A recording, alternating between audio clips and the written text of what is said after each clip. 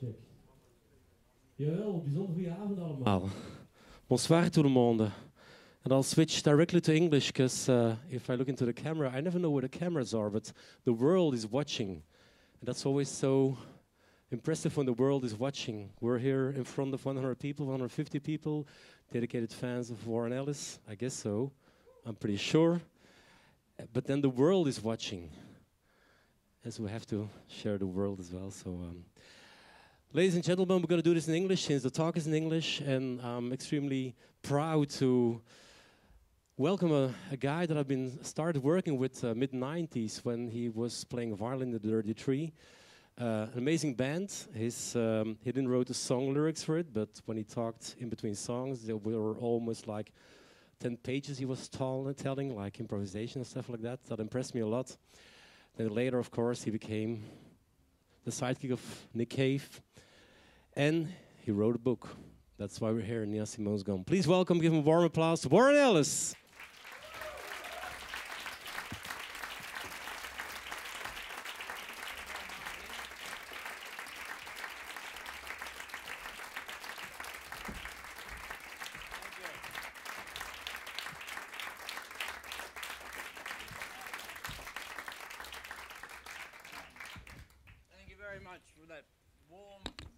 Warm welcome. Thank you very much. Warren, welcome. Do you remember that you played here already on this stage or in this venue? No. Okay, this is proof. You played her in 2012 and in 2005 with the Dirty Tree. Well, I can't argue with that, can I? It's like science. Science is important nowadays, so... I guess I did play here, yeah. It's good to be back. And there's a reason why we put a piano in the back and you have the violin with you, so you might play again tonight. We don't know. When in doubt, whip it out, is what Iggy Pop said. I heard him say that in Australia. I live by that. Hey, Warren, I've seen a lot of people being lazy during COVID time. You just came off this Carnage tour, but you released an album for this film, this Train I Ride. Yeah. Yes, I did, yeah. I'm not sure if people... I think lazy might be being a bit harsh on people. I think we went through this incredibly traumatic time, and I think everybody got through in the way that they could. And for me, once the sort of initial shock of things happened, I just got so fed up with the rage machine and Donald Trump and who was getting it wrong and who was getting it right. And I got sent a bunch of poems that Marianne Faithfull had read, and she had COVID and she was dying, and I listened to those words and they took flight, and they reminded me of the wonder and awe that we are possible of. And there was such a kind of juxtaposition against what was going on outside the window, so I shut the window and said, all I know what to do is to work. And that's what I did. I sat and wrote a book. This was already made. I recorded this actually on the Metro and the Eurostar. I wanted to see if I could make a score. That was going to be my next question. So I'll basically take a train to London or to Paris, and I see Warren Ellis sitting in the train playing his violin, recording this album. Yeah. Isn't that an amazing ride? It would have been probably not a violin. It was more like synthesizers and things. But yeah, I kind of recorded it on there. I like to work anywhere that I can these days. I don't have office hours. I'm either awake and working or asleep and worrying about work. It's like 24/7. A very special album you made was this one, Marianne Faithfull. Yeah, yes. It's like basically like poems from the romantic area of Lord Byron and John Keats, and you recorded it with her, but halfway she... Well, actually, she read them, got sick, went into a coma, and then they sent me the poems. Wait, rewind. She went into a coma. Well, she was in a coma. She'd recorded them in her bedroom because she's quite challenged physically these days. And she caught COVID, went into a coma, and I got sent the poems with a sort of phone call from Francois saying, we don't think she's going to make it. This is probably the end. This is the last recordings. And I didn't even like romantic poetry, I have to say. As a kid growing up in Australia, I just didn't get it. And Marianne can read a sort of phone book and make it sound fascinating. And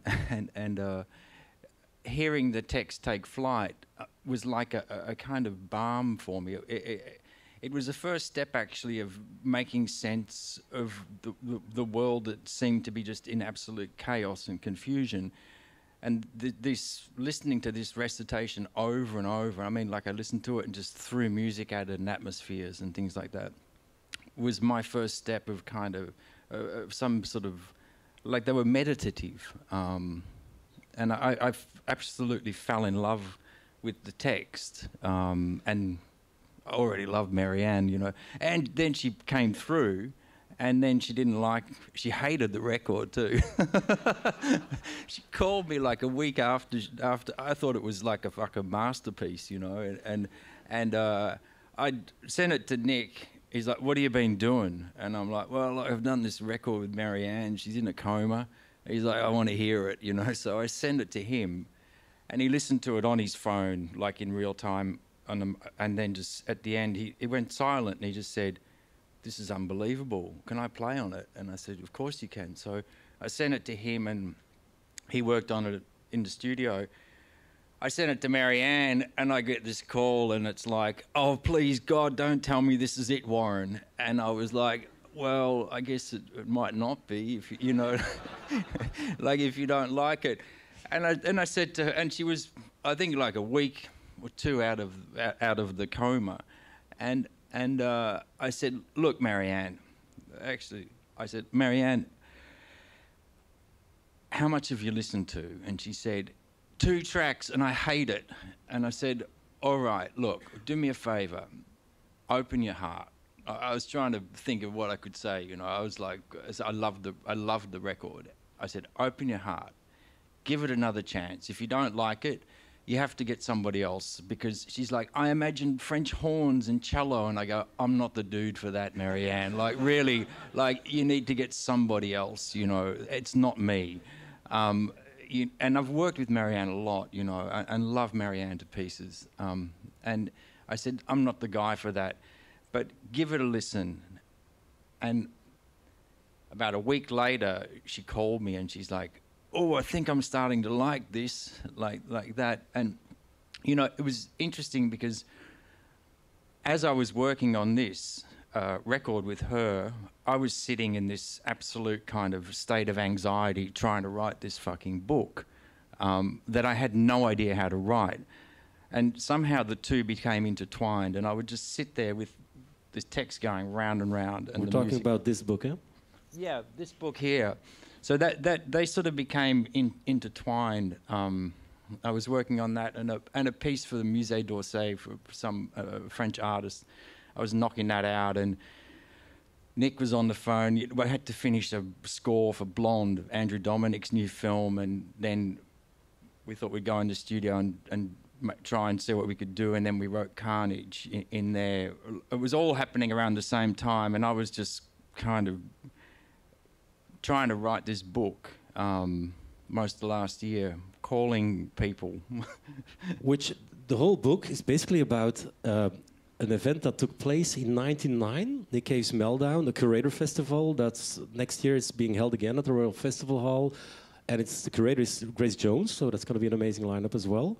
And it's hard during that time to find, because the internet wasn't that present, neither were the iPhones and stuff like that. It's even hard to find a program, but I found a program of the 10 days that Nick Cave curated. That's Brian Ferry's signature. And that's Brian Ferry's signature. Saw that. Yes, indeed. I was indeed. going to put that in my book, but I thought it was a bit of a lesser object. I mean, we didn't run through. I made my own list. To be honest, we didn't run through the questions, so it's a surprise because I didn't recognize Brian Ferry's signature. I fucking researched the whole thing, man. I was like on the internet, you know. And he performed, so... He did. Yeah. I'd never met Brian Ferry before. Stop me if this is boring, but I was literally like, you know, I'm 4 years out of Australia, and, you know, I come from a little country town, and Brian Ferry was just like fucking Brian Ferry, you know. And he was playing at this meltdown thing, and I was sitting in the front row like this, you know, watching, and I could see him side of stage, and he's just going like this, and everybody around him is, you know, like looking around, and he's going like that. And then he came out and played, and it was one of the most extraordinary things I've ever seen, his performance. And afterwards, I went backstage, and he came up to me and he goes, "Where were you?" And I said, "What?" And he goes, "I was looking for you," like this. And I said, "You were looking for me?" And he goes, "Yeah, I wanted you to play with me."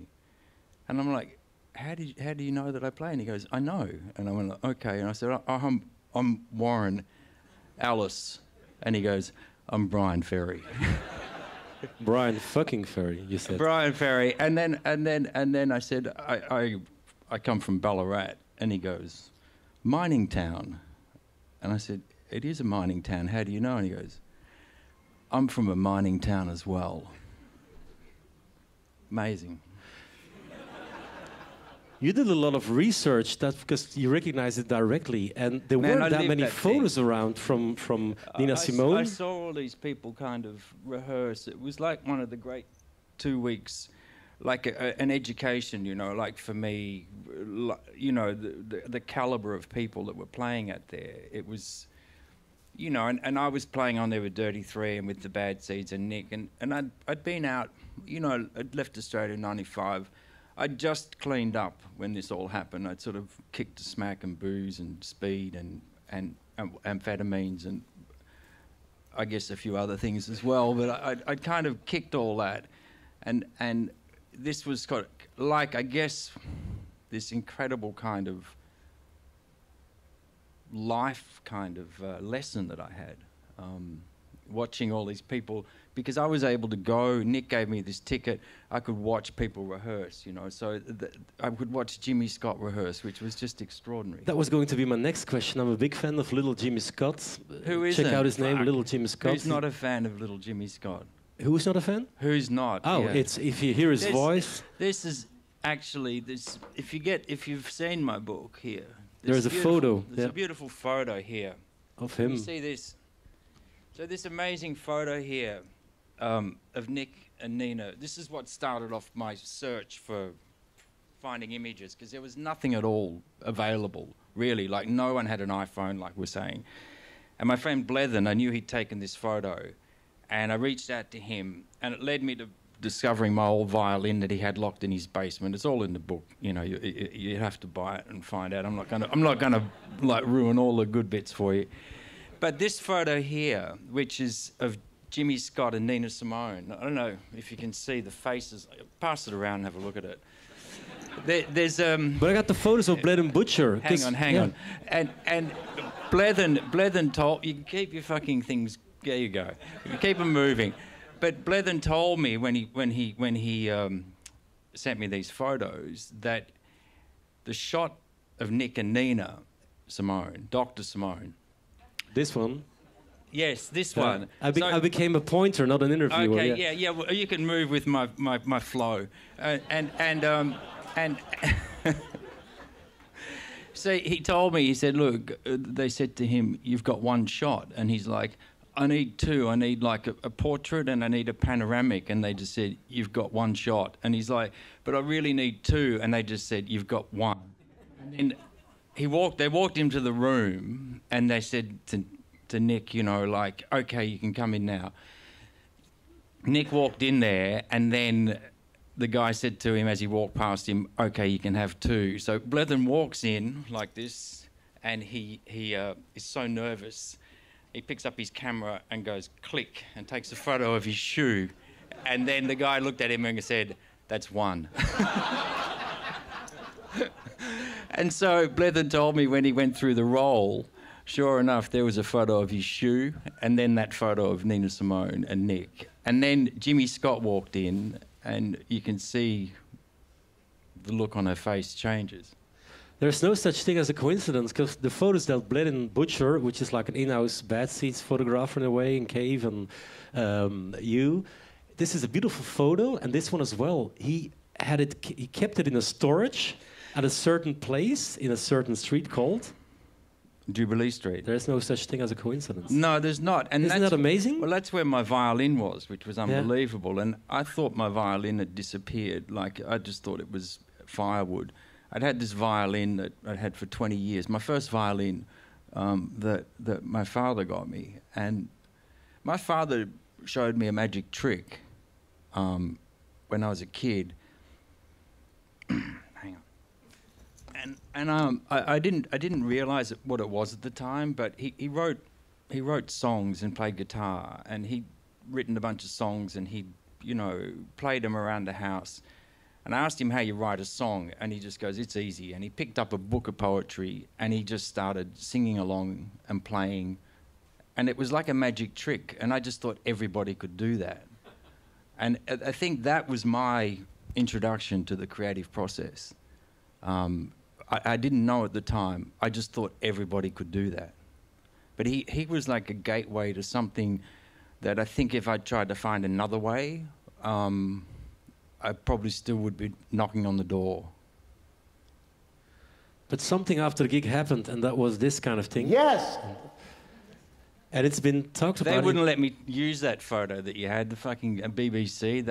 Well, I'm skipping through pretty quickly due to certain copyright reasons. But you can go really fast if you want. This is because this is an important thing. I saw the 20,000 Days on Earth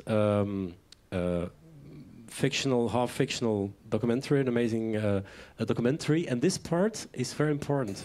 Do you remember that gig, the Nina Simone gig? Oh, yeah. Fuck, that was good, wasn't it? Yeah, it was up there. Like, I've seen a bunch of gigs that's one that was like one of the greatest things I've ever seen. Do you remember, before she started playing, she took the chewing gum out of her mouth? Like sort of stuff. Took the chewing gum out and just stuck it onto the piano. Yeah. And I have that chewing gum at home, yeah. I have that in my... But you got that? I took it, yeah. I went up and took it off the stage after. Did you really? Yeah. I have it in a towel that one she wiped her forehead and then went like that. Fuck, I'm really jealous. And I remember because Matt apparently walked past her room and she was sitting in there like looking really pissed off and not wanting to be there. And he goes like, "Is everything okay, Mr. Simone or whatever, Dr. Simone. Dr. Simone, I guess." Matt wouldn't have said that. And "Is there anything I can get you?" And she just said, "I'd like some champagne, some cocaine, and some sausages." and Matt goes, "All right, I'll see what I can do." It's an amazing piece, but I never thought about the fact that this could become a bigger thing in terms of... this is what happened after the show when you saw Nina Simone. Are you going to tell them the whole book? Is this what we're going to sit here and tell?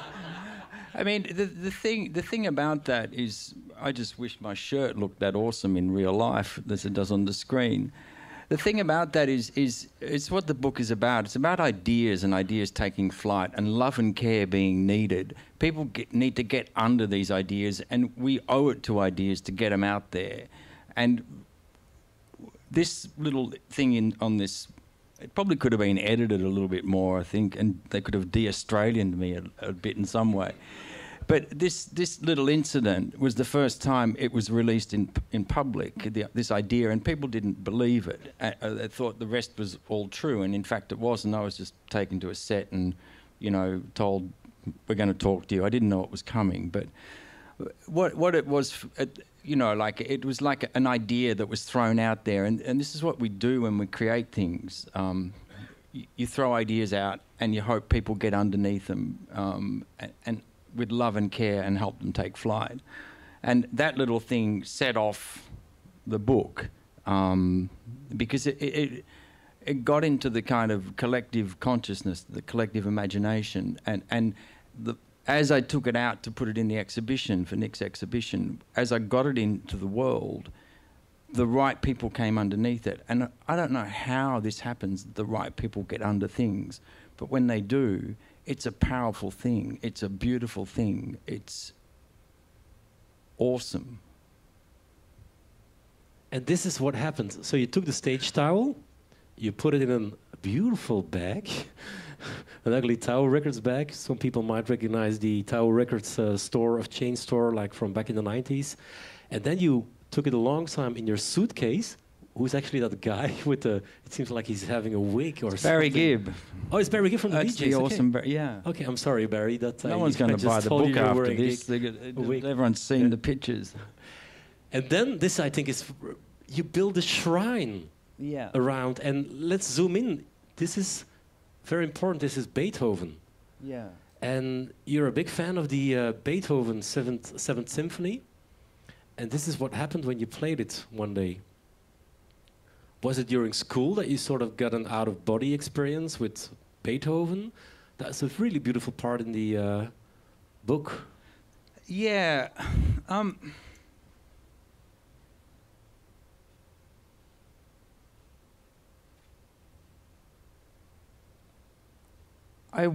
I wonder if we're not giving people too much information here about the book. Like, it feels a bit like we are telling them, I wouldn't read this after this, but we can flick through them. I just wonder if, I mean, you know, the book, what I had this problem, right? I had this dilemma. And I had this piece of gum, and it spoke to certain people, but and because of its connection with Nina Simone, and it had a power about it. It was connected to someone touched by the hand of God, and anybody that she'd spoken to, it spoke to them. But what was there was, I mean, who's ever picked up a violin before? Who's ever held a violin? Who hasn't held a violin? You haven't? All right, here. No, have you ever held one before? Okay, what does it feel like? It's very light. It's light. Yeah, it's very light. What else is about it? Well, it's beautiful. It's tiny, beautiful, yeah?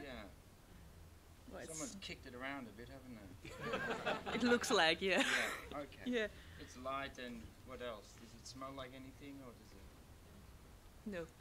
Okay. So just turn around so people can hear you. Okay, yeah, that's it. Turn around. So that violin, I've played basically everything from the Boatman's Call onwards. On every note I've ever played has come out of that violin. Every soundtrack, every live concert I've ever done has come out of there. How does it feel now? Can I keep it? Huh? Can I keep it? Can you keep it? So that is the problem that I had with this book.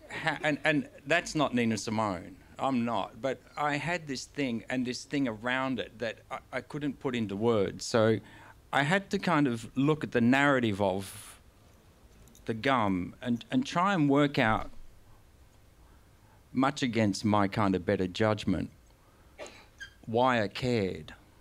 And it was through other people. Oren Moverman and the Muller Mister was extraordinary. And because Anne gets this stuff. And I texted her pretty much straight away. And she sent back a text that absolutely blew my mind. And I realised writing this book that you need affirmation from people. And we need affirmation. We are ideas. People are ideas. We all are ideas waiting to happen. And whoever comes across our path, like my teacher when I was 17, and he's like, what are you going to do? And I'm like, they've offered me a job as a manager at McDonald's. And he looked at me and said, don't be a fucking idiot. And I'm like, why? And he goes, you have something with music. All my life, people have seen something that I never saw myself. And this affirmation is incredibly important. And we are all ideas, I think, and we need people to show us what they are. Not all of us are fully formed. Some people seem to be fully formed, but I don't think a lot of us are. And we need other people to point us in the direction that we may go. So yeah, I sort of this incident here we talk about with Beethoven, I started tracking through the things that I just thought were quite natural, you know, visitations from ghosts, and like the concert kicked off this memory for me of atmospheric changes. You know, like how a concert can change your life. That concert changed my life, and anyone who was in that room. There was something not of this world happening. Nina Simone wasn't of this world. She had something else that not many people have. Most of us just swim through the mud of creativity, trying to sort of use a couple of tools to do something. And then there's people like her. There's people like Stravinsky. There's John Coltrane, Ellis Coltrane. There's Beethoven. There's people, whoever. There's Bowie. You know, there's people up there, whoever they are, that you see as gods.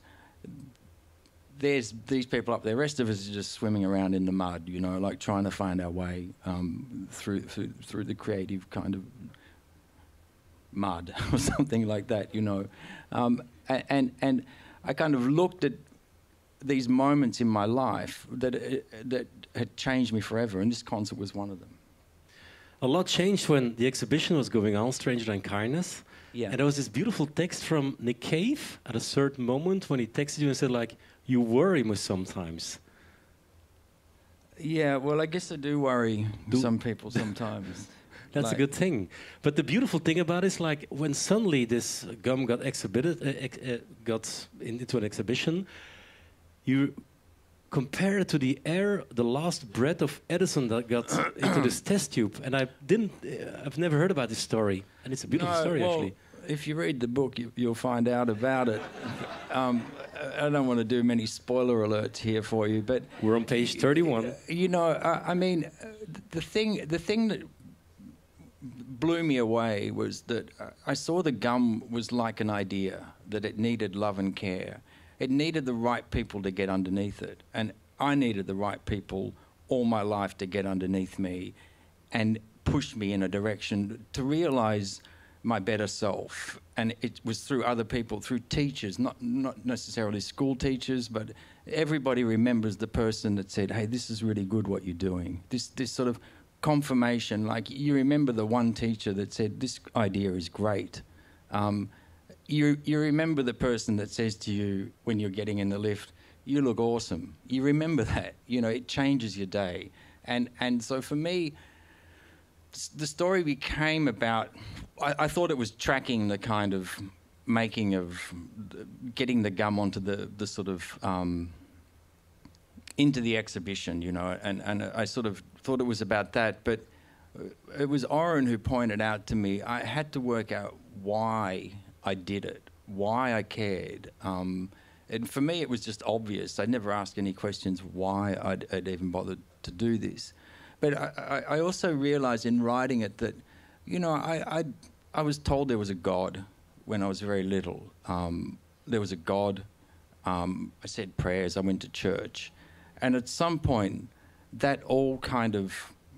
I transferred that, I guess, belief system into music. And music became a spiritual quest for me. When I heard John Coltrane, I believed, and I still believe, it was the voice of God, of some God. And we can create our gods. We can create our world, and we project that world. That's how we see the world. I remember an amazing text in... Has anyone read Equus by Paul Schaefer? It's an amazing film with Richard Burton in. It's a story of a kid who blinds these horses in a field one night, and he's in a psychiatric hospital, and they don't know why he's done it. They just think he's a monster. And Burton plays a psychiatrist, but he's sitting there and he says, you know, I go to Greece once a year. I look at pictures of ancient Greek. I think I'm communing with gods, the ancient gods of the old world. But here's this kid riding through a field, naked, his sweat mixing with the sweat of his god. Now you tell me who's insane. And that really stuck with me, that image. And I love the idea that we can create the world that we want within us and create our own gods, create things to look up to push us. I traveled last August to the Hall of Gratitude where the gum was exhibited on this little piece, and you see it bigger. I sort of got emotional. How can you explain this? It's a stupid piece of gum, and suddenly it became. Well, it's not but it's not a stupid piece of gum. That's the whole thing. You made it like a sort of an emotional kind of relic. No, but you know, you can also look at it like I'm asking, what's religion? What's religion? What does it take to believe in something? It takes faith. It takes hope. What does it take to be creative? Requires the imagination. The beautiful thing was that the thing that people rallied around under this piece of gum, you couldn't touch, like the last breath of Edison. You know, Henry Ford asked Thomas Edison's son to collect the last breath of his father. And so he put some test tubes out and stopped it. And that's in the Henry Ford Museum now. Now, the idea of that can create, the imagination that unleashes is a powerful thing and a really beautiful thing. And the same with the gum, the idea that Nina Simone had touched it, like any sacred relic, like any holy relic, the power that's in there is in the power of the imagination of the person that stands before it. And it's all about the imagination, and that's a powerful thing. So,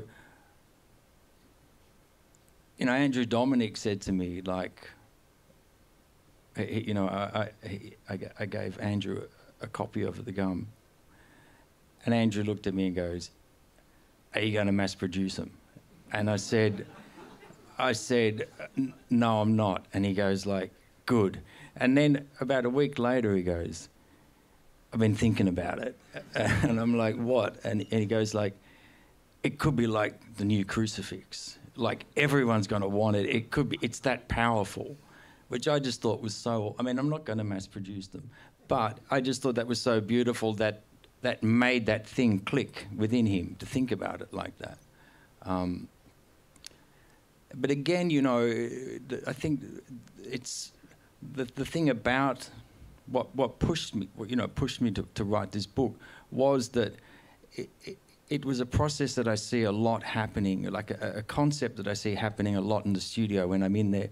Things that I don't understand, powers at work, following instincts, following your gut, things that you don't like kind of understand, but you're moved by something. And I saw this happening with anybody that saw this piece of gum. And for me, it was like the first time I'd seen some physical representation of that. And in the photos, it was happening as I was being sent photos by Hannah Pritchard, the woman who made the first kind of copy of the gum for me. And these are the copies. You made 20 miles of the gum, 10 in silver, 10 in gold. I've been wondering, and a lot of people do, I think, to whom did you give them? Well, it's not important to who I gave them. They know who they are. It doesn't really matter. I mean, who I gave them to. That's okay. That's okay. I guess if you don't have one, you know you didn't get one. I think there's one person in the room who has one. There's a Belgian connection. Yes, beautiful Anne de Mullermister, who I reached out to when I kind of felt this thing that I had, and I sent her this picture of the first impression of the gum, and she wrote back to me, you know, "This is like a hair of Christ," and it just stopped me in my tracks.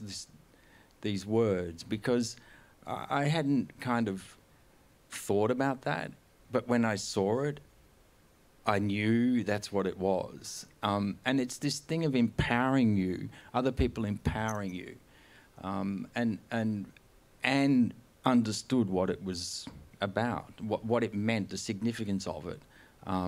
Like, you know, someone like Flea, he gets it. Flea is just absolutely all up for like, I love Flea to pieces because he's connected to this sort of energy, like he just runs with it, you know, and I love people like that because they confirm my suspicions that there is something incredibly awesome about life. She made a ring, and I wondered, when you see the ring like this, the gum, it looks like the continent Africa, Nina Simone. Yes, there's a lot of things. I used to see, like, Christ on a cross, or I'd see, like, the rabbit smashing Umachi. I used to look at it very rarely because I actually thought the magic would disappear. I haven't touched it since. I've never touched it. I haven't seen it, actually. It's now in a safe in Denmark, in a specially controlled environment. And, you know, like, it continues to grow, like, beyond the book. Like, I saw Christina from the Royal Danish Library. Now, she handles Hans Christian Andersen's manuscripts. She's dealing with Nick's exhibition. She deals with a lot of stuff that's kind of, you know, serious stuff. I saw her after the concert at Royal Albert Hall when we did this tour recently, the Carnage tour. I don't know if any of you saw that, but we managed to do this tour around Europe, Nick, myself, and some singers, and a guy called Johnny. And I saw her there, and she's like, "We need to talk about the gum." And I'm like, "What's there to talk about?" And she's like, "It's going to be the death of me." And I'm like, "Really?" And she goes, "I can't deal with it. I told you this." And so we sat down, and she's like, "You know, it's going on tour. I can't be responsible for it." And I know why, because she told me she can't deal with the fragility of it, the responsibility of the story that it comes with. So I said to her, "Look, it's got to go on tour. Like, it has to go. Like, we can't put a fake one in front of people." You know, that's like the ultimate betrayal for me. Like, I want people who want to see it, I want them to see the real thing, you know. And she's like, "Look, it's going to kill me." And I said, "Where is it?" And she's like, "Well, we've constructed this container that keeps it at 24 degrees Celsius. It is in a safe." And I'm like, and she goes, "And it's still in the little glass confiture jar that it was delivered in." So that's all become part of the kind of the thing, you know. Like, it's like the kind of Tower Records bag, you know. And I said, "Look, you think about it, like, but I think we're better off not putting it in there if we don't take it." And then literally like 2 days ago, I got a text with a photo. It's like the little jam jar in this massive big box, like sunk in like foam, you know, like it's the sort of thing that you'd put, like, you know, the crown jewels in if you were trying to kind of transport them. This little jar stuck in the middle of this big box with a built case around it, and she's just texted, "I'm up for it if you are." And I was like, "Fuck yes." So, you know, I find it incredibly beautiful that it's still inspiring people.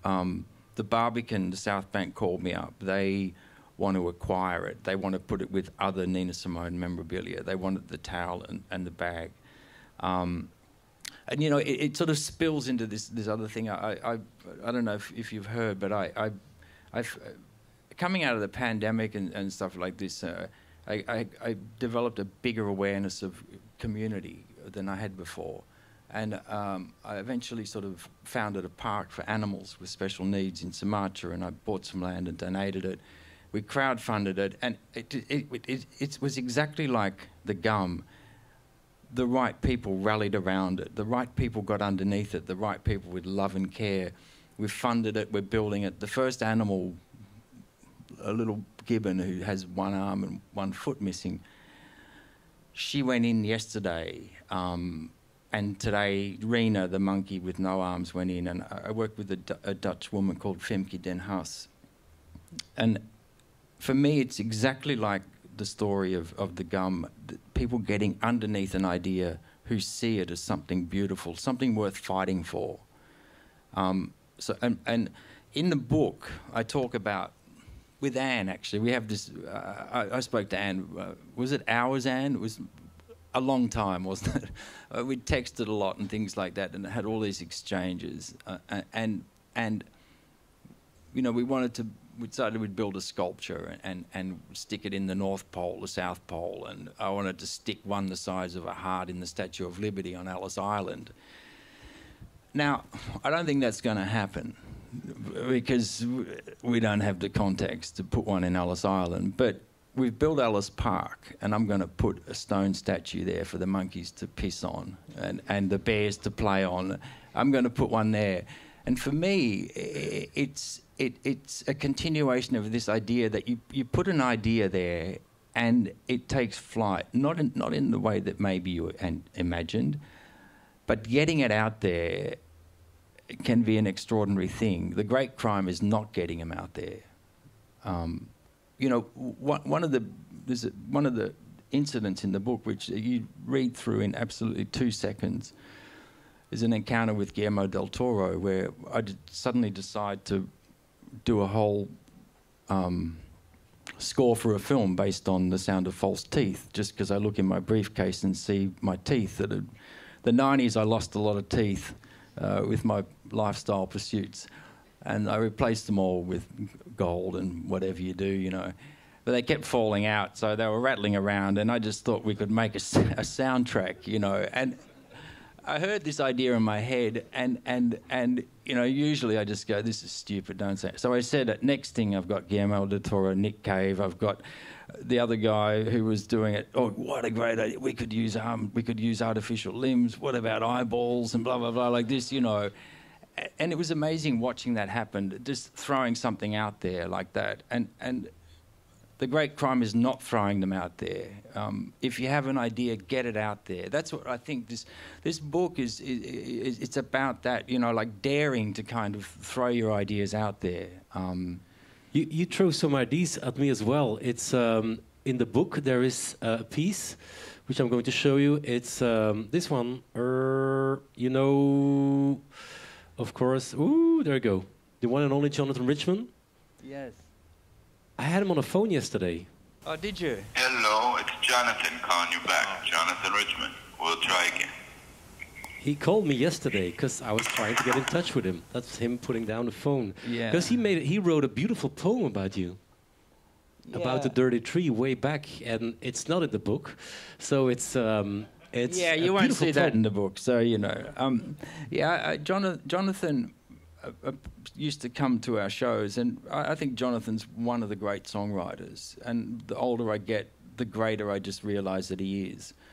And it was like in the early 2000s, I guess, or something, and someone came into the band room, it was with 33, and they said, Jonathan Richman's outside the venue, and can he come in and say hello? And I'm like, you mean like the Roadrunner?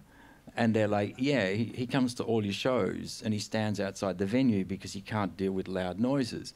And I was like, fuck, bring him in, you know. So the door opened and it's just, hi, I'm Jonathan. And you could not even dream it. It was unbelievable that he's exactly like his songs. You could not invent him. I mean, he's such a one-off.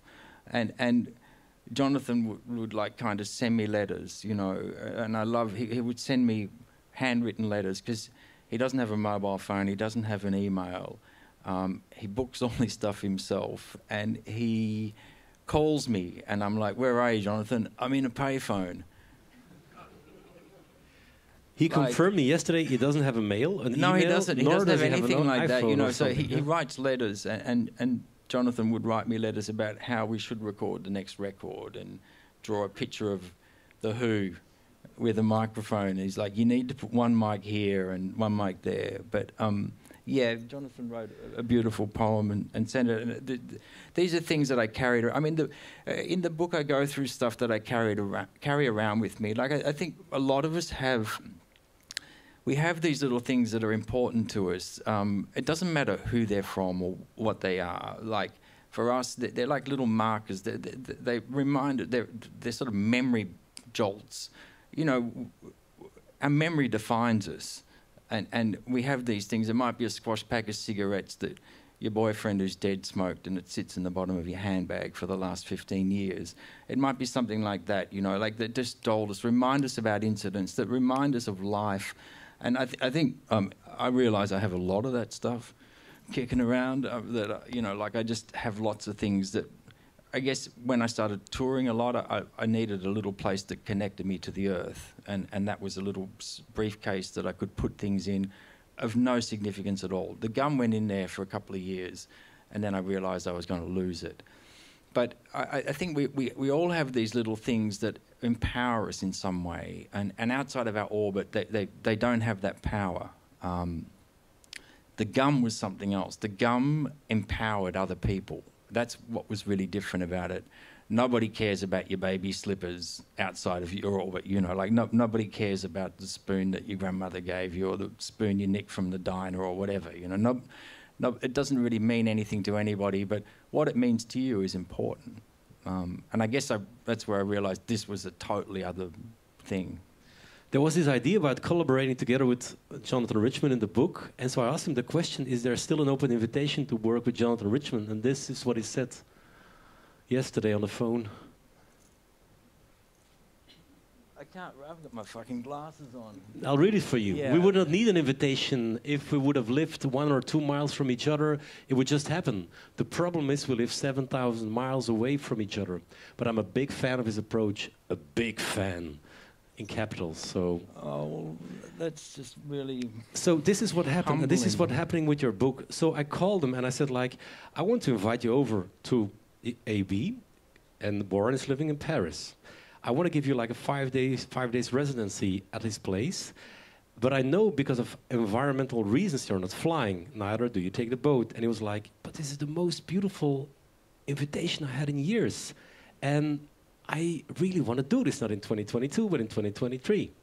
And so I want to invite some guests, and you'll probably be on his guest list, one of the first guests to perform with him. So I owe him a phone call, actually. I've been rather remiss. I haven't... If you I know you won't be... Hi, Jonathan, if you're watching, but I know he won't because he doesn't do internet or anything like that. But I do owe him a call. I actually do owe him a call. So your book is setting things on fire in a way. That is a beautiful thing, actually. So can I jump back to the shrine? I got a question. There is a little guy down there in your shrine, Ned Kelly. Yes. I never heard about him, but apparently it's this guy. Can you... I don't know if the audience knows Ned Kelly, but I never heard about him before. Yeah, Ned Kelly was a bush ranger. He's a kind of... He robbed banks and stuff like that. And he's a contentious character. Some people see him as an urban hero. Other people just think he was a murderer. But he was incredibly creative, and he put this sort of big thing on his head and kind of went out there and faced his Waterloo with a suit of armour on. I always thought it was incredibly creative. But there is a Cave connection. There is editor Colin Cave, and Colin Cave is the father of Nick Cave, actually. And he organized the first symposium in Australia, apparently, about this guy, Ned Kelly. There you go. Yeah. And it's when you dive into that story, Mick Jagger, he once was Ned Kelly in that movie, 1970. And there's no such thing as a coincidence. And when Married and Faithful, there we go back again to the at the beginning when there were a couple. 7 degrees of separation. I bet 6 degrees of separation. 6 degrees. The 6 handshakes rule. So what does that mean then? I don't know. I slept with the Queen. Well, you know, she tried to commit suicide. I'm David Bowie. Fuck it, I knew it. She tried to commit suicide in 1970 when exactly Mick Jagger was in Australia when he was doing this role of Ned Kelly. So Yeah, I know, it's a sad story, though. Yeah. You wouldn't believe the amount of tablets she drank with hot chocolate. I asked her how. Oh, yeah.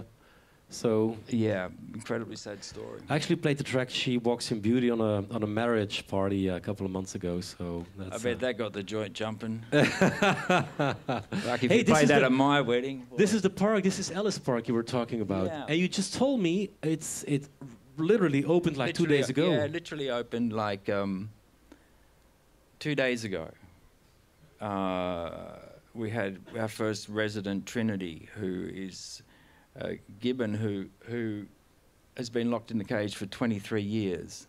And she's missing an arm, which they think was probably hacked off by the people who killed her mother, because the way that they can get the babies is by killing the mother, because they won't let them go.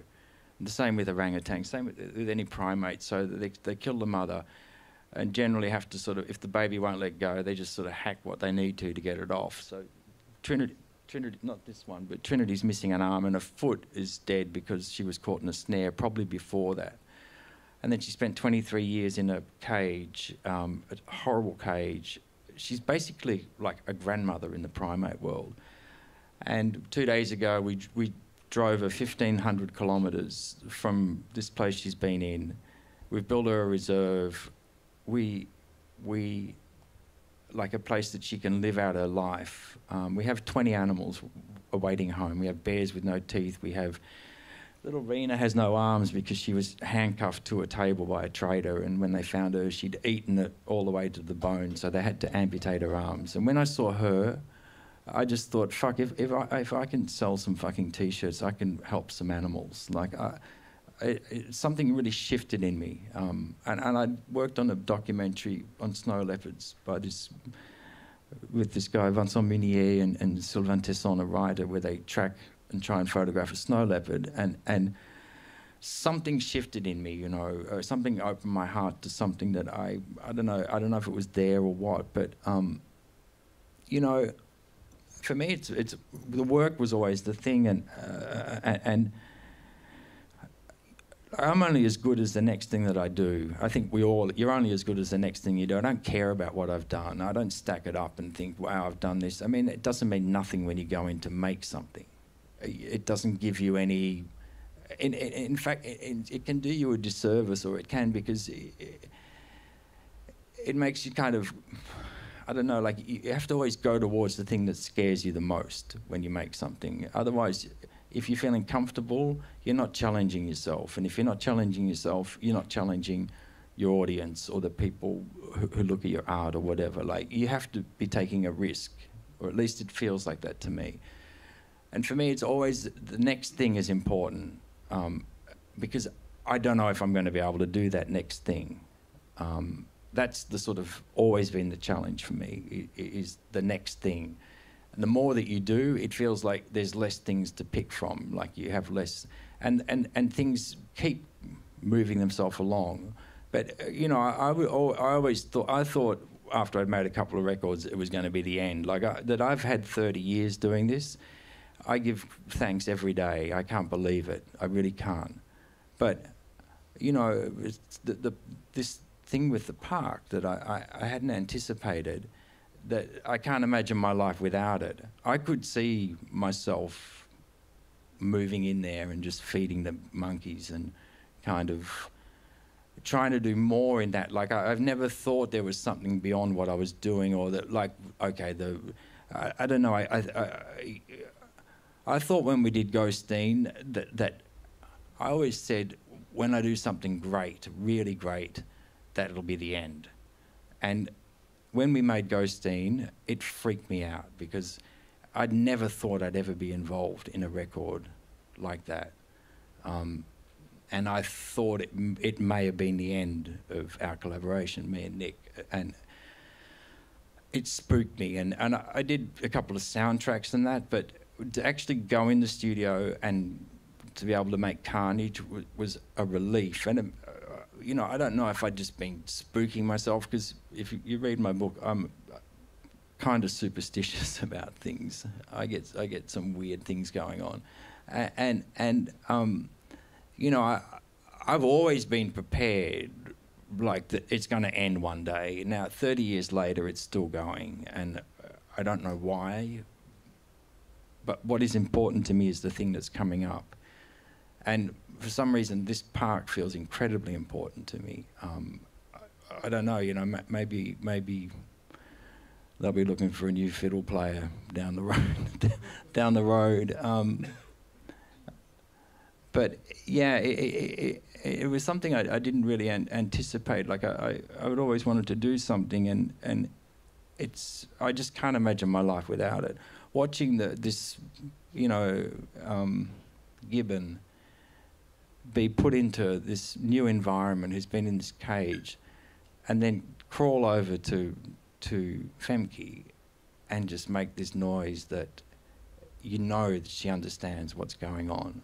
Like, I think, like I couldn't even talk about it without weeping for 2 days since it happened. And today Rena went in there, and it's just going to get... I want to build a place for the elephants to go and die. I just wanted to get bigger, and I'll go there, and I want to get on a boat, and I want to go over there and put this big statue of a gum there, like I said, and get back on the gear and go out in a blaze of glory feeding monkeys and something like that, you know. One day you made a cast out of your hands, and there was one ring with an ape. Was it one of the apes that's in the park, in Ellis Park? No, that's pre-park. That's no. It struck me that you know them by heart, eh? You know their names, huh? Well, this is Rena, I think. That's Rena, yeah. Yeah, and she this has is... no arm. That's the little bear, Billy the bear. Amazing. Yeah. It's Billy the bear. It's a sea bear, female sea bear.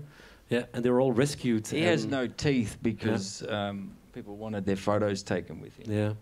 There is a zoo in Belgium with these sort of animals as well, and I visited it like a couple of months ago, and it's nearby the sea, and it's very touching that, like, animals that are mistreated, well, that you know, finally get this... I love the thought, that this idea of a conversation that I had with Anne about putting a sculpture, you know, in the Statue of Liberty on Ellis Park can end up being a sculpture in Ellis Park, not Ellis Island. But you know, I love the idea that these ideas are planted and that they will grow into something. I find that a beautiful thing. I also find the idea that this, like I said, the park is very much like the gum. It's like creating things. It's that people get underneath it with love and care. People, and when that happens, it's a powerful thing. It's an extraordinary thing. When do you plan to visit to go to Sumatra? Because I have to do a run of festivals, I believe, with the Bad Seeds next year, so it won't be then. But it's pretty trustworthy to put money into it. I think at the moment there's like Mark Riley from The Fall. He wants to come. He wants to go and live there. Like I've got a list of people.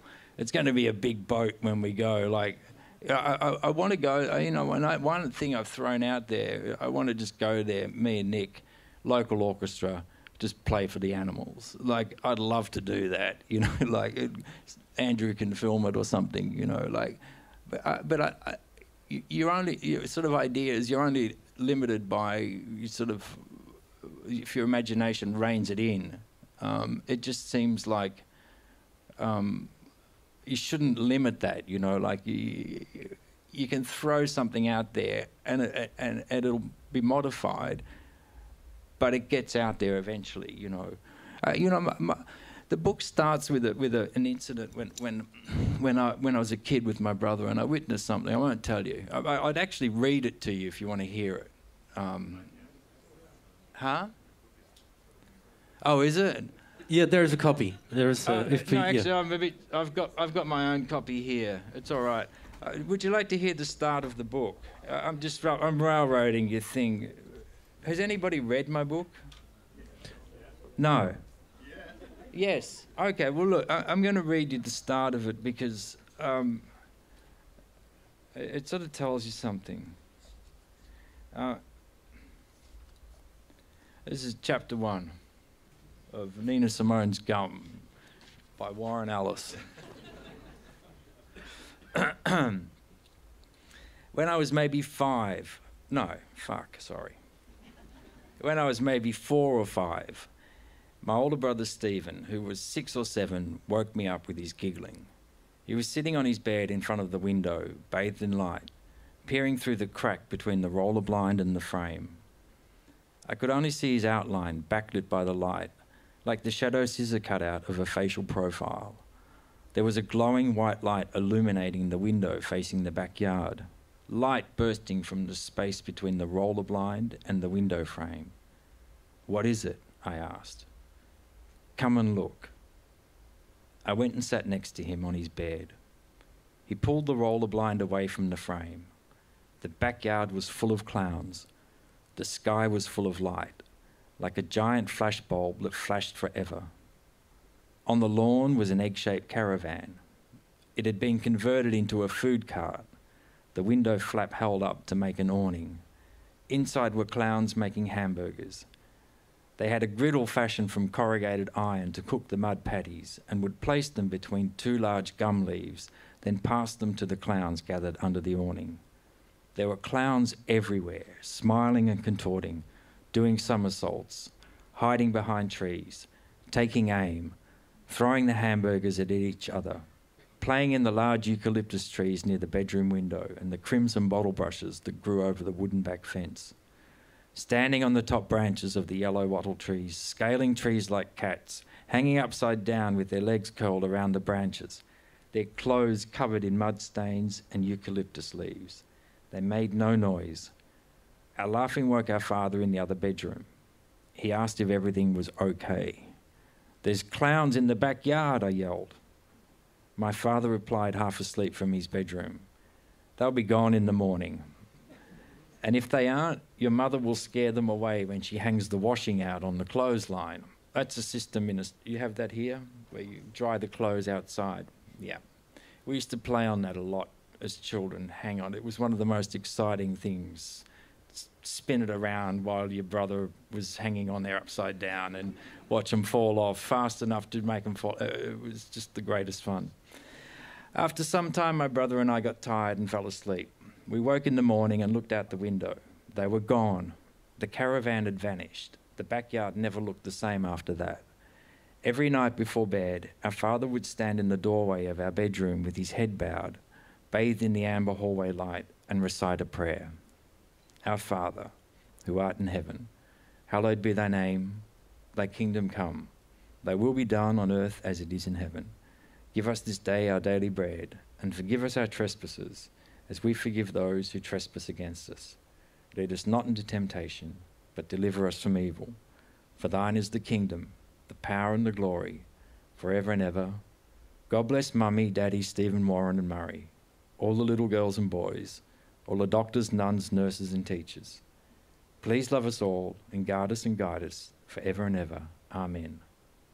I'd lie in bed wondering who the mysterious Gartus and Gaitus were. I believed the prayer was written by my father. When I started going to church, I wondered why the priest didn't recite all of the prayer my father had given to him. After prayer, I waited for dusk. Lying in bed, the twilight would come to life. These clear shapes gently moving, comforting spirits touching my face, transparent amber barley sugar cascading silently. I could see the dark. I was never afraid. One day these spirits went away. I've looked for them ever since, waiting for them to return. I started with this, talking to Oren, and you know, there's Beethoven's Ghost comes to me and stuff like this, but I remembered this incident that is totally real in my mind. It happened. Everything in the book I write about is real. I haven't invented anything for the narrative. And I was telling Oren about this, and he goes, "Man, that's your first experience with the supernatural. If you had have looked away from that, you might not have even bothered to pick up the accordion in the rubbish dump. The fact that you weren't scared of it, and the fact that the way that your father answered says something about this, that you weren't scared of what you were seeing. And he believed that that changed my life irreversibly, that experience. It's kind of a cool idea, really. I'd also noticed that everything incredible happens in the back garden for me, in a shed, in a caravan. There's these places where just like things happen.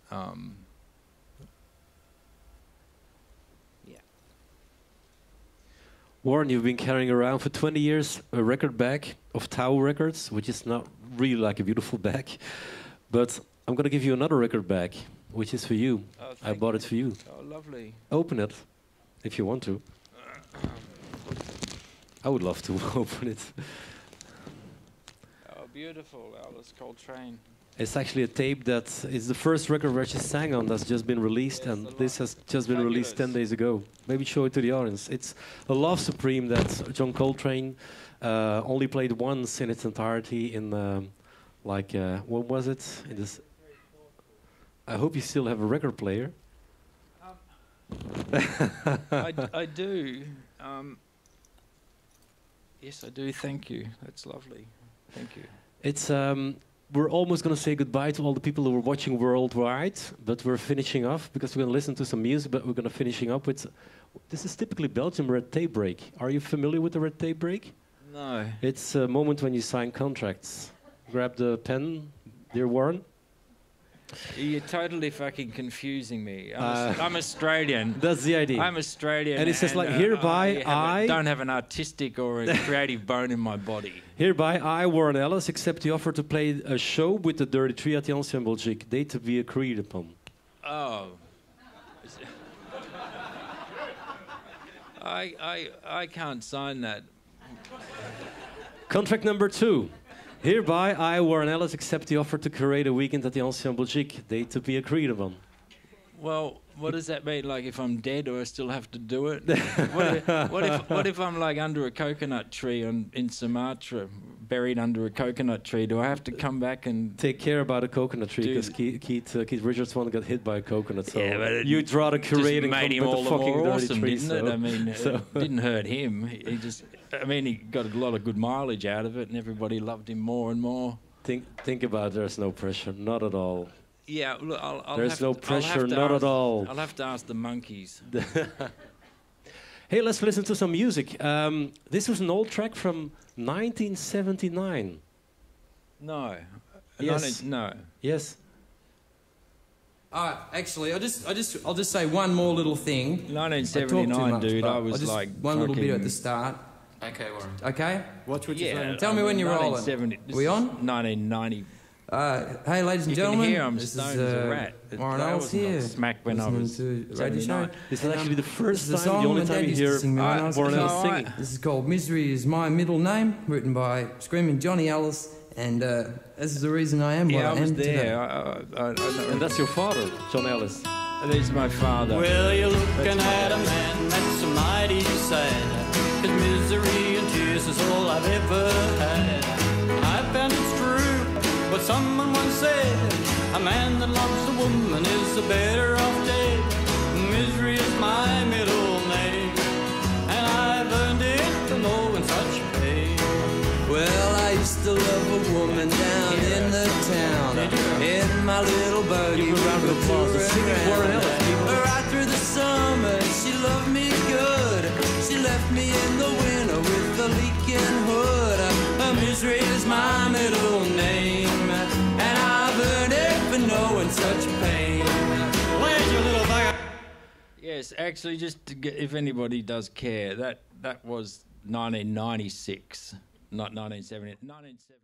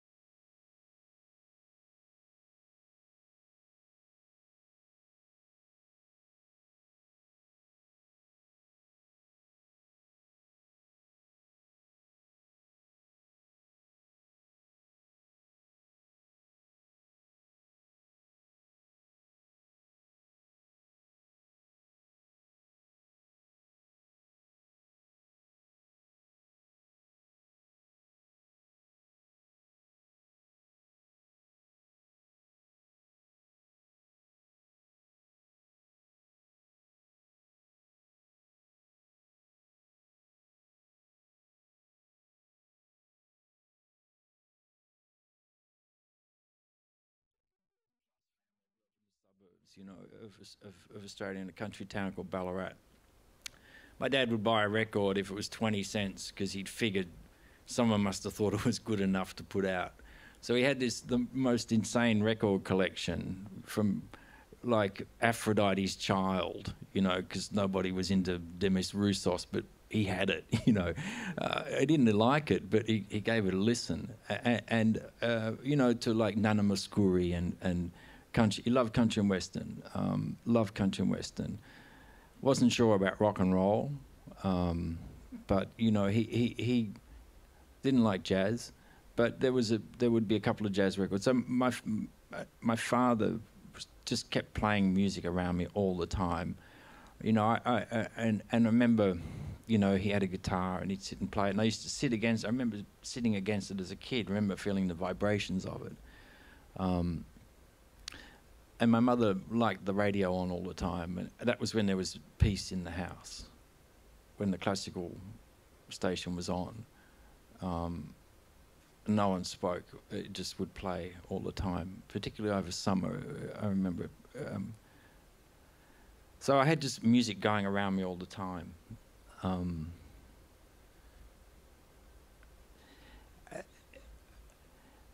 You know, I think music helped me find a place in the world. I couldn't...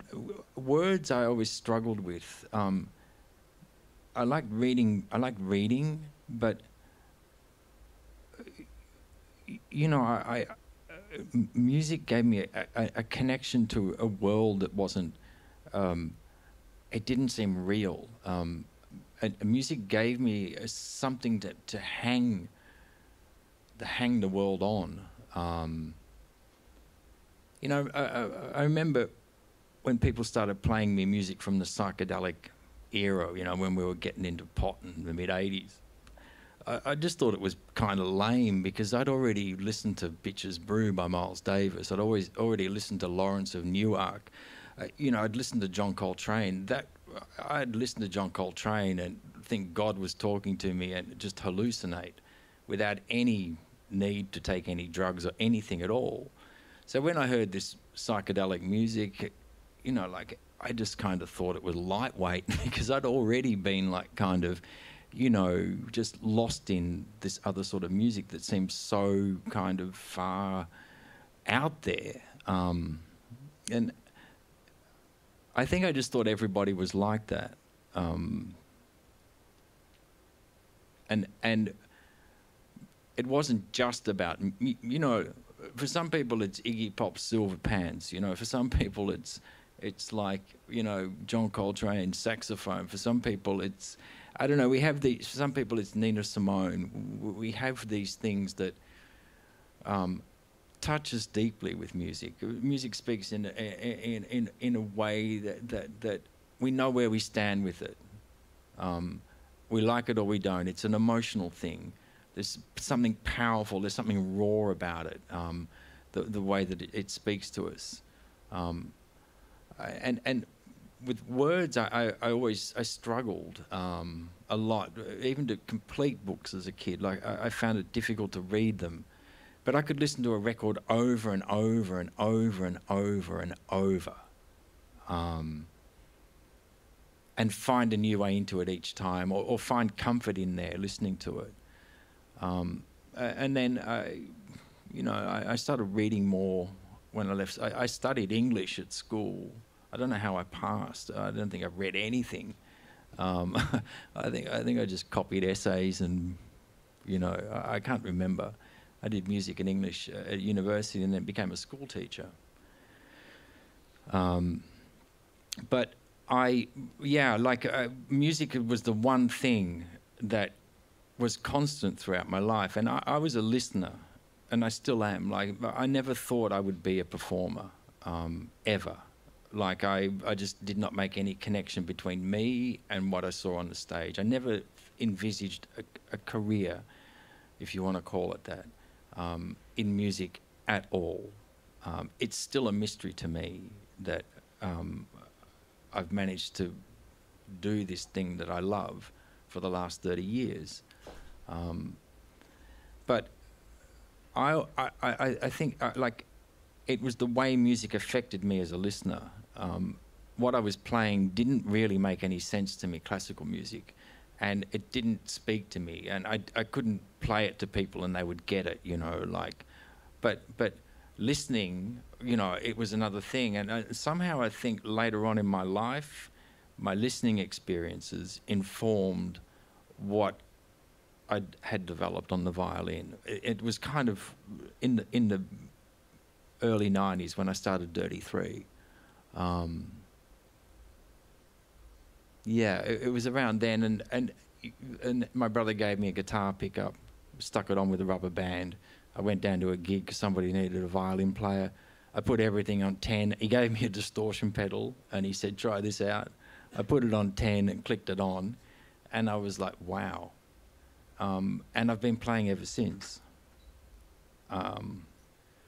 I was familiar with most of the names in the book, but there was one name I never heard about, a Greek singer called Arleta, but that's not the way how you name's pronounce Arleta. it. You know, let's listen to it first. It's no, let me play you the tune. Well, you can play. Yeah. Play the tune. I'll play the original. Play her a bit.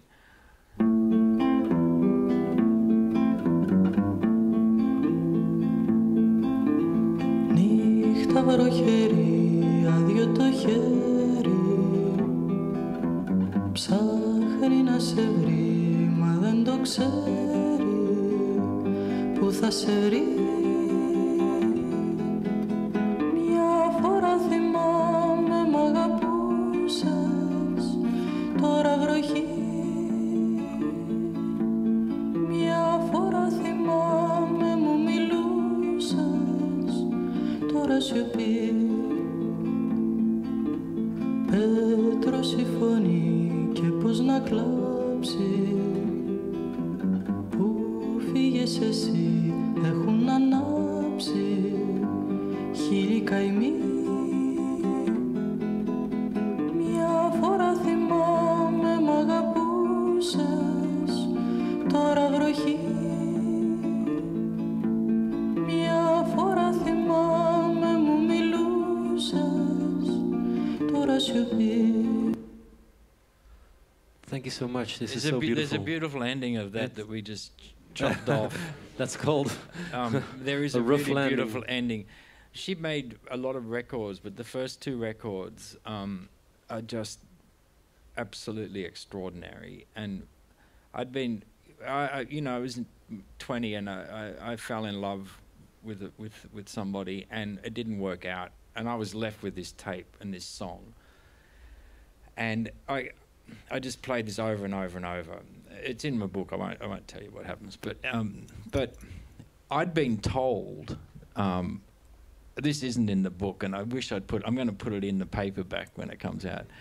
I had been told that Arleta was dead, that she committed suicide, that she made 2 records, and she'd killed herself.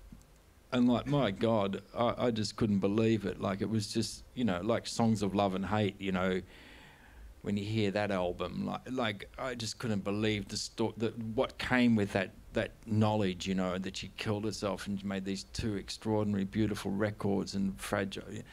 Anyway, years I thought that, and then in 1995, I'd lost the tape, and I remembered the song because I used to play it all the time in the street when I was busking in the 80s. And I showed it to Mick and Jim, and it was one of the first songs we ever played in Dirty Three. Do anyone know Dirty Three, the band?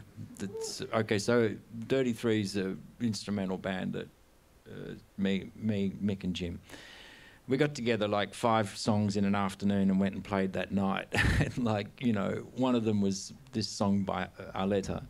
Anyway, we get to Greece. I met Nick at dinner. I went in to a recording session. He said, "Look, if you ever get to Europe, here's my number."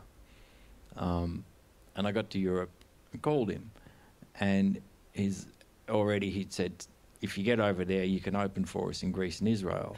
So we did. We went to Athens with about 10 cents in our pocket, and we started playing this song, and the whole place just erupted. People were singing and dancing and stuff like this. I'd never seen anything like it. And afterwards, this promoter, I think, or somebody came up and said, you know, how do you know Mia Fratia Mimi? And I was like, you know, I had this cassette and like, wow, you know, what a beautiful song. And she's dead, you know, it's so tragic like this. And he goes, what are you talking about? And I'm like, you know, she killed herself. And after the records came out, and he's like, she lives 2 blocks from here in an apartment. And I'm like, no. He goes, would you like to meet her? And so, you know, it was really interesting because, kind of extraordinary, because the whole thing I'd bought to this song was all of my own. I mean, the song is beautiful. The song is absolutely beautiful, you know, but I had this other thing to it, you know, that suited my purposes as well. But I'm glad she wasn't dead, and I did go and meet her, and the song, that song, you know, and she became somebody really important in my life, in a really deep way, you know, that song became really important to me. And it was translated in a beautiful way, yeah? There was a time when you once used to love me. It's, emotional song title. Well, yeah, it was kind of funny, you know, it's, you know, like serendipity, but, you know, it was a song that I listened to because, you know, I had this heart that was, you know, it's like when you're 20 and your heart gets broken, you just kind of, you're like the middle of the darkest place on the earth, you know, and you just, you know, you don't know what to do with it. You don't understand, or I didn't understand what was going on. So I got lost in this song, and then years later, and I found out that was what the translation was, because I didn't know what the song was called at all. I just had this cassette with a kind of this picture of her on the front. I didn't even know what her name was. I just knew that I loved this cassette. How does your version sound? Can we hear it? Like, would I play it? I happen to have a violin with me.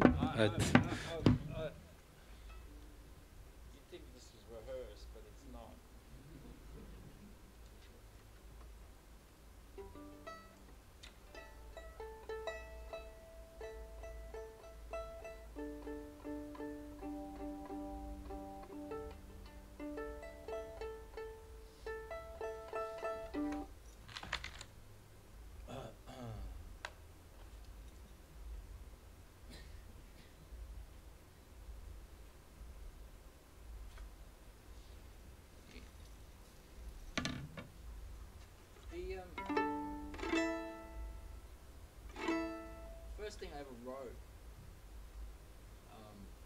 was a song called Indian Love Song. I talked about this last night actually. Hey, I think the first thing I ever wrote was a riff for this piece called Indian Love Song that in the hands of Jim and Mick became this kind of symphonic kind of fucking extraordinary thing, you know. But it was just this really simple little riff that goes.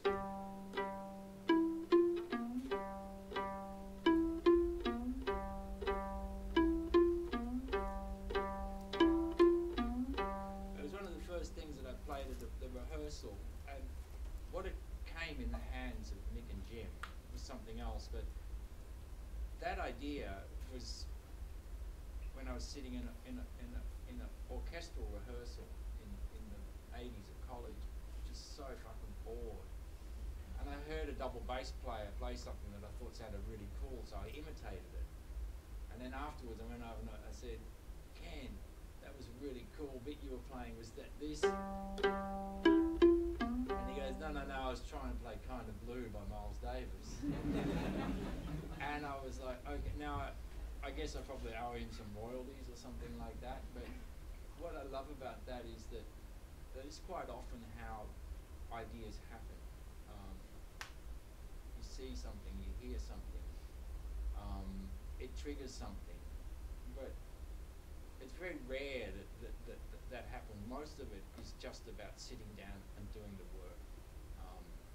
Things don't fall from the sky, or they don't for me.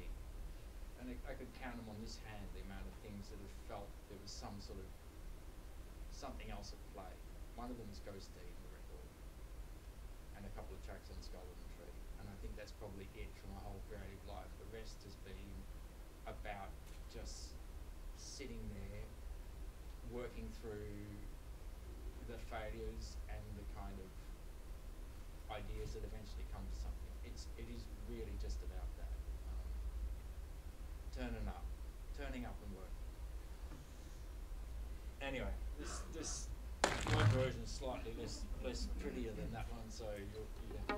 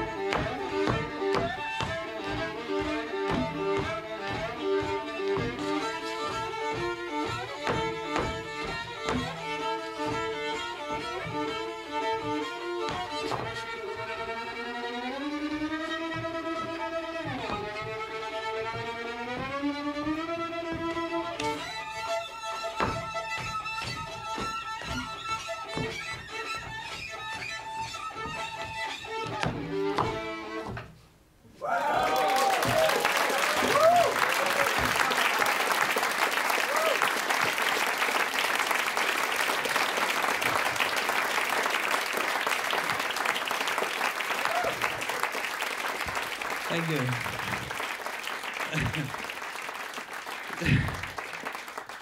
Fuck. Barn, did you ever remember playing on the stage? You can imagine my... the first time I met Nick and went in the studio, he didn't know.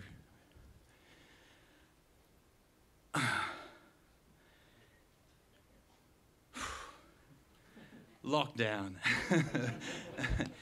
He didn't really know anything about the band, and he came and saw the show. And afterwards he goes, "Oh, I really like that song, you know, something about remembering a time." And like, it was the only one we hadn't written. I never forget that.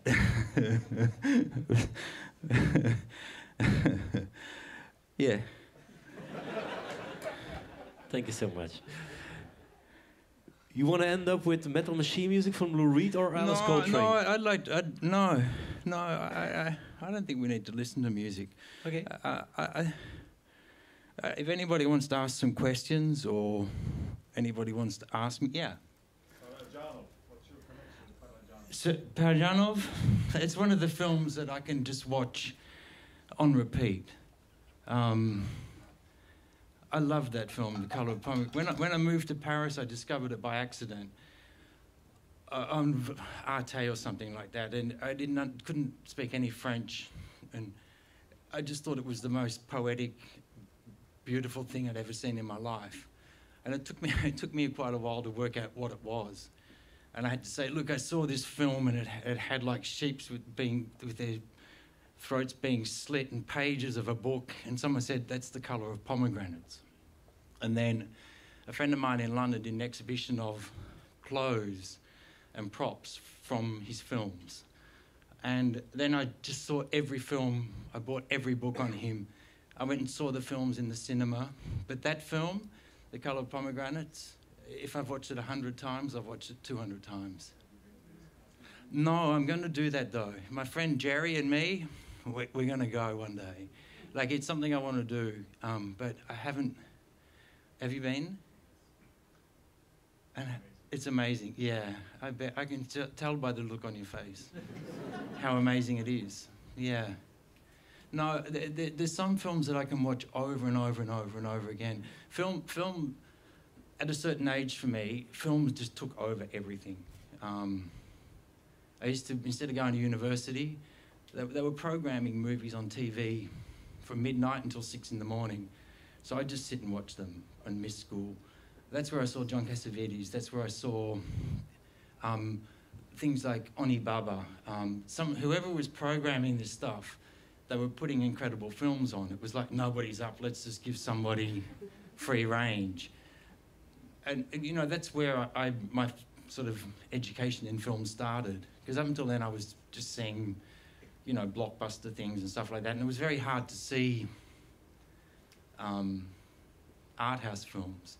There was a cinema in Melbourne that showed stuff like Koyaanisqatsi and things like that. But early on, in the early 80s, you know, that was where I kind of started really seeing different films.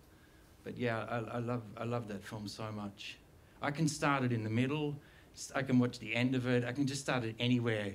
If I could play it backwards, I would. Have you seen that film? Check it out. It's extraordinary. And also it shows the poetry that can be done with the simplest of things.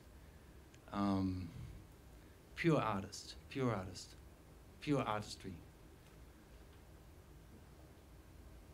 Does anybody else has a question? Warren? Yeah. Did I understand that well, that the Copenhagen exhibition is moving to another town? I think that's on a need-to-know basis, and I might have let something out of the bag that I should. It's the right time to tell us that. Well, you know, it's not for me to say, but if it was to go somewhere else, you didn't hear it from me, all right? The government's going. I don't think it's going on its own, but It's Brussels, isn't it? I can tell you it's not, sadly. Well, it will be one day, but it won't be Brussels first. That's what I've heard. I'm not sure. I don't know if it will. I have no idea, actually. But I don't think that's the first protocol. I think you need to pay continental flight to watch the next exhibition, I think. So. I think that's for AB to do that. For 6 months, no concerts, only like the Hall of Gratitude. Is there anybody else who wants to ask a question before? Because I think you want to do some book signings as well. Like, yeah, but I'd rather answer questions. You can bring the books here and we can sign them, whatever. Yeah. I was wondering if you just tell us a bit more about the experience of listening to Coltrane. You just mentioned...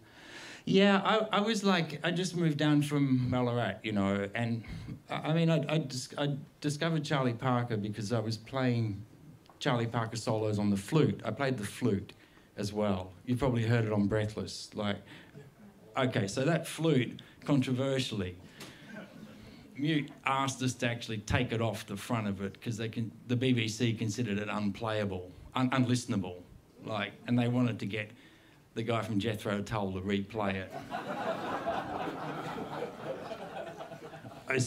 Seriously. They chopped it off, but it is on the record and stuff like that. But my flute skills were actually better than my violin at a certain point in my life. I could never play the violin in tune ever, and I really only have I have an octave and a half, which is about, what's that, 12 notes, that I can play with some confidence. The rest of it, it's like oxygen masks, you know, it's just like, look out. But I was always actually better on the flute, so I was playing Charlie Parker solos and things like that. I moved down to Melbourne, and I met a saxophone player, and it was the first band I ever played in. It was a comedy band. It was called the Bashed Yabbies. A yabby is like a freshwater crustacean. This isn't the story that you're after, but I'm giving you the long lead to it, you know.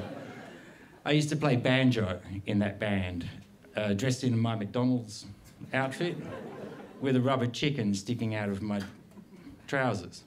We were kind of not a very funny comedy act. The drummer thought he was Phil Collins, and he wasn't going bald, so he used to shave a receding hairline, you know, and he had like an outrageous drum kit. And Steve,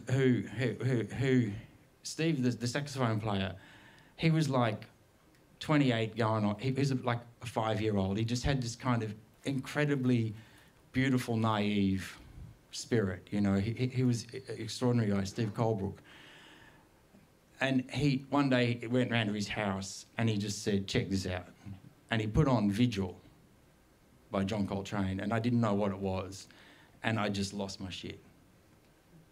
Like, I started hallucinating. I sat there. It was like I saw the whole history of the world passed in front of me in like 8 minutes or something, you know. And I just, at the end, I said, who was that? And he said, it's John Coltrane. And then, I could never afford records. I found that record in the wrong cover for $1. Like, it turned up in a violin record that I didn't really want, but like the cover looked really cool. And inside was that record, Cool as Mama. And after I heard that, it just sent me on a sort of, a quest that goes until this day, you know. It's interesting, I think, with music that touches you deeply. You know, it could be John Lee Hooker, it could be Howlin' Wolf, it could be Lou Reed. Lou Reed, I can go back to any day of the week. I still go to him. I start the book with a quote by Lou Reed because it's from Junior Dad. The line, would you come to me if I was half drowning, an arm above the last wave? For me, the book was like a petition, like a prayer of sorts. You know, like I was begging for help. And that song, Junior Dad, off Lulu, I just think is one of Lou Reed's greatest songs. I love that album so much. It was so maligned when it came out, but it's an extra. If I get to 70 and I make anything halfway as good as that, I'd be happy. You know, like it's extraordinary. And Lou Reed is someone that I just can come back to any time. But you probably have these people that you listen to, or authors that you like, or artists that have hit you at a certain point in your life, whenever it is, and you always have the same connection with them. You always feel the same thing, and something inside you says, I was right about that. I was right about that. I still get the same feeling, you know, from that. And for me, it's a bit like, it's kind of like time travel. You just keep going back and revisiting that kind of person that you still are, not when you look in the mirror, but that person that you are when you're walking down the street, not looking at anything that reflects you, but that person that you feel. That's the person that was right about those things that blew your mind, those books that you read that changed the world, those films that you saw that changed your life, those things when you felt like your heart changed. That person, I think, is always in there with us. And it's a bit in I think I realised this in my book when I looked at that sort of little kid seeing those clowns filled with wonder and awe.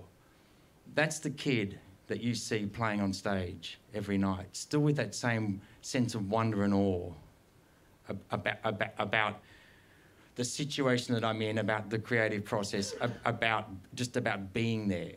I think that, and for me, that person is only there as a result of the other people who have come and helped me. You know, I feel deeply grateful for anyone and everything who has informed me along the way. Because without them, I'd be a very different person. Maybe I'd be better, I don't know. I don't always do the right thing. I don't think anybody does. We all fuck up. But I think if you can, I don't know, I just kind of feel like if we can leave the world a better place, well, maybe that's something we can aim for rather than not. Anything else? Yeah. Yeah, hello. Hey, what's your name? Ewout. Ewout? I'm Warren. Nice to meet you. Nice to meet you. I really like the way you talk about these artists you love, like Nina Simone and Lou Reed and John Coltrane. But I was wondering, when you first joined the Bad Seeds, what did you think of Nick Cave and the Bad Seeds? I thought they were the greatest band on the planet. Like, I really did, you know. Like, I mean, I went to see the birthday party, but I was so fucked up, I fell asleep in the entrance of the venue, and I never saw the show. And then I saw them when they came back doing the Man or Myth tour, and when From Her to Eternity came out, I just couldn't believe it. I thought like it, you know, I'd kind of gone off rock and roll.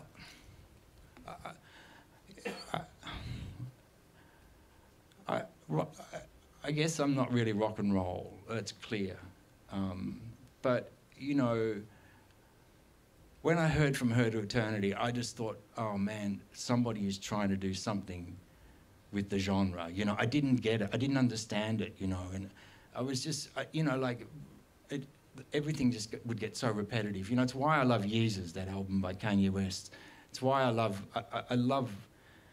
Lana Del Rey's album, the last one, Chemtrails, over the country club. You know, I love that Divide and Dissolve, Gaslit record. You know, when I heard From Her to Eternity, it was just like something. It was familiar, like Yeezus, but it was totally like, what the fuck, you know, is going on? So I just thought they were like the greatest band on the planet. And I loved From Her to Eternity. I loved Your Funeral, My Trial. and because they were from Australia as well, you know, when they left, when they came back, it was like they all grew 30 centimetres. When they came back, you know, they left like these little kids. When they came back as a birthday, you know, they were kind of, it was just sort of, they were monolithical, you know. It was amazing, you know.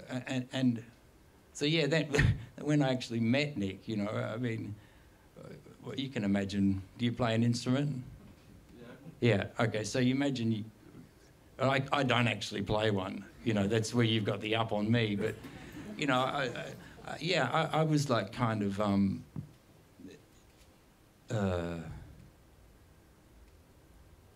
mortified, you know. It was incredibly overwhelming because suddenly, you know, there I was in the room with these people who, and I remember I kind of had a massive whack of amphetamines, and I kind of got in there, and I just thought, well, if I've been asked in here, there's not much point being scared, you know, or being overwhelmed by it. I just should do what I do. And then I remember Nick was playing a song that wasn't working. It was called The Willow Garden. And they'd written it. I walked in the day, you know, and weirdly, my girlfriend was a speed freak as well. She'd made my outfit, which was a pair of shorts made out of flour bags. And I think I had a purple cord jacket on. And Nick looked at me and goes, "You're very sartorial." Now, I had no idea what that word meant. I had to go home and look it up in the dictionary. I didn't realise he was being ironic. I took it as like, I must have looked really awesome. But, and they were trying to work out this song, and I just said something like, why don't you try, like, I said what was on my mind, basically. I said, why don't you, do you know that song by the Chieftains and Van Morrison, that song Carrickfergus? It has that drop to the chord, you know, that song, I Wish I Had You in Carrickfergus. And I knew that song because I loved that record, and, you know, I'd played it as well in the streets when I was busking. And he goes, what do you mean? And I go, well, you know how that, I don't know, I didn't even know what it did, but it has this shift. So Nick started playing it, and he looked at me and just goes, do you want to come in tomorrow? And that was it. And Conway, meanwhile, told me later he was in the control room. Conway Savage, who's sadly no longer with us.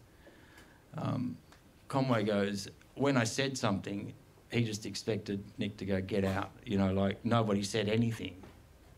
And they were all waiting for it, and it never happened. You know, whether that's a good or bad thing, I don't know. You know, it depends who you ask. But, yeah, I was incredibly overwhelmed. It also, once I started playing with them, it changed, obviously, clearly changed my relationship. And I could never go in there looking at Nick in the same way ever again, because it didn't do the work any good. And as our collaboration became more and more involved, doing soundtrack work and things like that, it doesn't do anyone a service to tell them stuff that they just want to hear, whoever they are. You know, you want the right feedback. It's disrespectful to not give your thoughts. And you know, I kind of, I realised, you know, once we started working together more and more, I had to be like that, you know.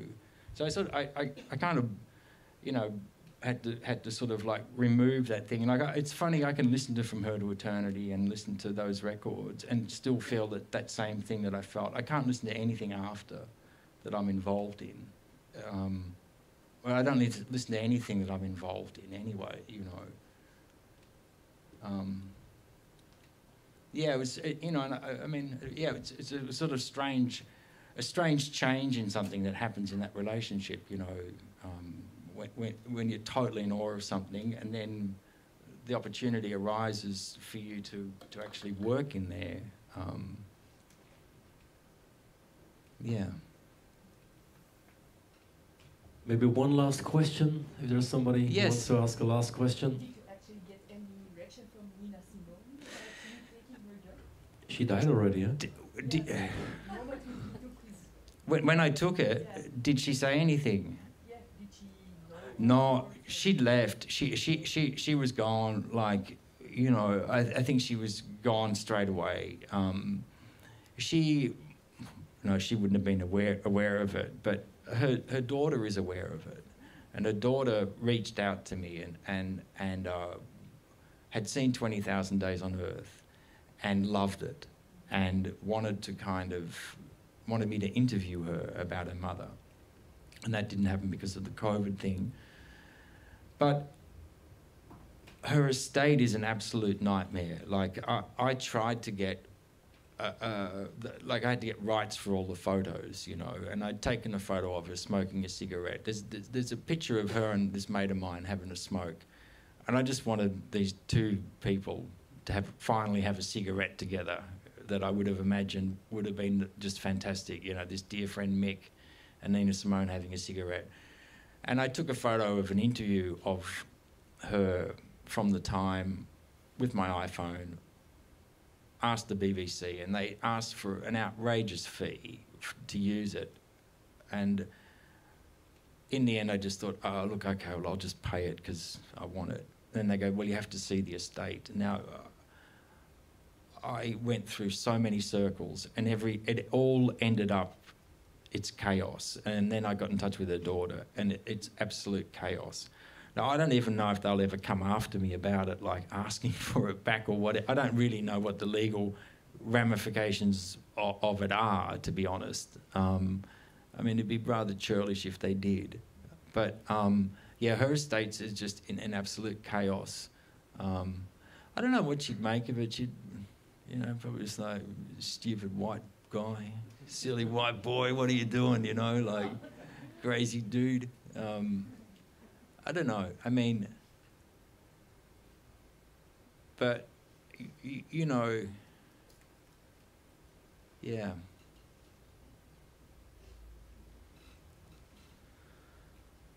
Any other questions? Yeah. Yeah, you seem like this humble and calm and laid-back guy, but on stage, and when you're playing the violin, you turn into this beast of a man. He just called you a beast. Yeah, I wonder if that is that the power the music has on you, or the effect? The stage is an incredibly sacred place. The day it's not, I don't deserve to be on it. And it wasn't always like that. When I was always terrified when I would perform as a kid. I couldn't stand it. I did university. I hated performing. But when I got on a stage in a band, when I started playing, something shifted. And the stage, you know, I've seen concerts like this concert of Nina Simone. I've seen, you know, I've walked in and seen Bob Dylan, and you know, the guy's 70 or he's 80 now, you know. Something else happens. I saw Jerry Lee do a show in Paris, you know, that was one of the greatest rock and roll shows I've ever seen. He couldn't even get his foot up on the piano, but he tried, and they lifted him, and he was... It was wild. You look at Howlin' Wolf, you know, before, like, this transformation, and I think this is the thing about the book, about the concert that was incredible, that this transformation that happened with her is something that happens in music on the stage. It's a sacred place, what goes on. You know, watching... I talk a bit about this in the book, and I don't really talk about this much, but seeing Nick come back from when his son died, watching the way he drew on himself, you know, to get back out there and play. Like, that Skeleton Tree tour was just, like, such a transformative thing to watch that, like, every night, watching him find himself again. And, you know, the stages, it's fucking powerful stuff, what goes up there. You know, I'm playing with a bunch of 60-year-olds now. And, you know, like, you used to be worried about people ODing and, you know, finding their feet sticking out from under the toilet door. These days it's, you know, heart attacks and, you know, like, I can't even play a tune now without getting out of breath. They're different things these days, you know, different things that you're up against. But something happens up there, you know. Like, I look around, I'm like, fuck. Like, Nick, I've seen him from the front, from the back, from everywhere, you know. And there's this energy there, you know. I look at the band, look at Marty, I look at Jim and Mick when we play, and I catch glimpses of them, and I see we're getting older and we're getting more stooped. But fuck, when you get on stage, something happens, you know. I never watched myself on stage until I was forced to watch it with a film a while back, because I didn't want to know what happened. I didn't want to be self-conscious of what was going on. I'd see photos. And I think, I don't know, I've never tried to understand, like, I've never tried to understand why it works with me and Nick, the collaborative process, because I'm superstitious that it will stop. And trying to understand what happens when I go on stage doesn't serve me any purpose, you know. I just know that for that moment in my life, I know when I played that song for you then, I can feel Jim and Mick playing with me. Like, I can hear them, you know. It's powerful stuff. It's beautiful stuff. And I don't know, and I don't feel the need to try and understand or want to understand it, you know. I don't know why I'm so different on stage.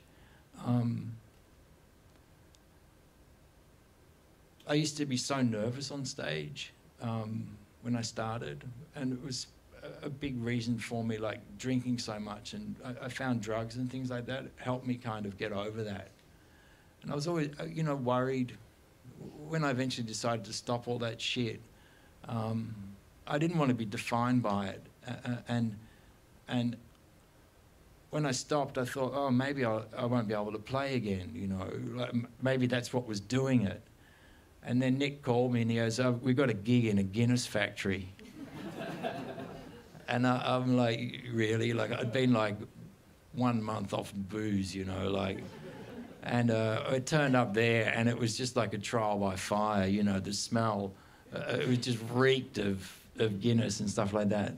But very quickly, I found that life got better, and I found that actually what I was tapping into wasn't that stuff that was doing it. It was within me, and you know, I'm really grateful that I kind of had a chance to realise that. That all that stuff was coming from me, you know, like it wasn't fueled by the chaos and the shit that I was pumping into my body. And you know, and it's gotten better, you know, like I feel like, I mean, I wouldn't be still doing things if I didn't feel like it was evolving or getting better, you know, and I feel I'm just getting started in a way, you know. I think we're sort of rounding off. Aren't Belgian people... Why don't we just bring the books here? Yeah, bring the books here. Sign them. You can sign them here. Aren't Belgian people lovely? They just call you a beast. That's going to be your nickname in the future. So maybe give Warren a big round of applause, please.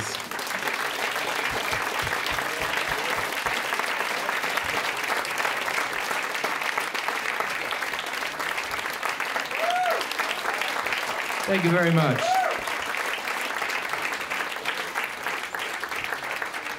Thank you so much, Warren, for taking 2 hours of time to chat with the audience. Thank you. Thank I'll you so sign much. this later.